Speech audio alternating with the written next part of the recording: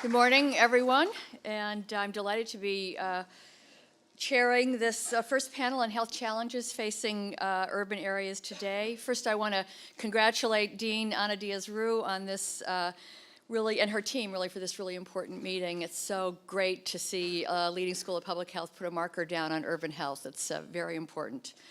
It's a pleasure for me to be here. As president of the New York Academy of Medicine, we're committed to advancing the health of people in cities, and we also serve as the secretariat for the International Society for Urban Health, which is an interdisciplinary organization entering its second decade as a champion of urban health worldwide. As Anna said, it's a very exciting time for those of us interested in the health of people in cities.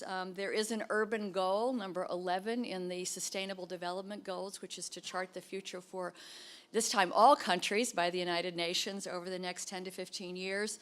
And it really acknowledges cities as the dominant population centers worldwide. Also, the Habitat 3 process is really looking at cities in depth in a very important way, and that comes to closure in Ecuador in 2016. And I think our challenge is assuring that the health agenda is seen as a core priority for the economic and social growth of cities as the developing engines, really the development engines for their countries. And this link has not yet really been strongly made. It remains as a challenge. Most of us gathered here are committed to assuring the positive effects on health in the governance of cities, and as the Dean said, in the decisions made about housing, transportation, environment, education, among other sectors that can really shape the healthfulness of the environments in which we all live. These are all determinants of health, and I think the message needs to go out to local, national, and international communities and policymakers that health cannot be assured by health care alone. And it's critical to work across traditional silos and to assure that we're addressing health disparities by looking at all the factors that really influence human health in the urban environment. So this meeting is very important to advancing that agenda. I'm very pleased to introduce 5 very important public health leaders. It's great to start with practice, and then we'll learn about the evidence they need and how it's applied, the challenges they face. The plan is that I will introduce each of them now. They will each have 15 minutes. I believe there's supposed to be a time card person.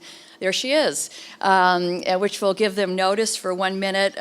Probably we will go through all the presenters, and then we will all come up on stage. There will be 3 more chairs there by the time we finish, and we'll have a Q&A from the audience. So first, I will introduce, it's an honor to introduce my very own Commissioner of Health in New York City, Dr. Mary Bassett.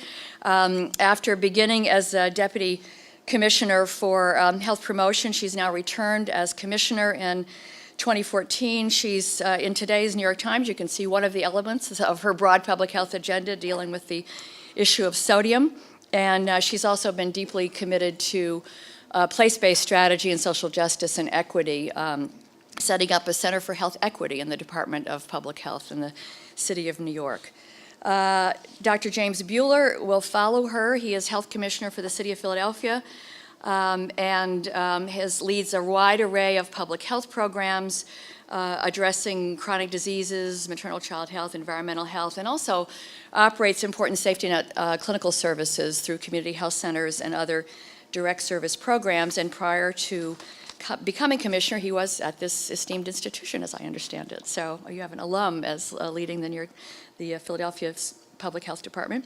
Leanna Wen is our next speaker, was appointed the Baltimore City Health Commissioner in January of 2015, and she came to that role from being an attending physician and director of patient care at the Department of Emergency Medicine at George Washington University, and she has a very interesting background and commitment to transparency in medicine, and is the author of a critically acclaimed book, When Doctors Don't Listen, How to Avoid Misdiagnoses and Unnecessary Tests, and is apparently a TED talker, so we ought to be in for a treat today.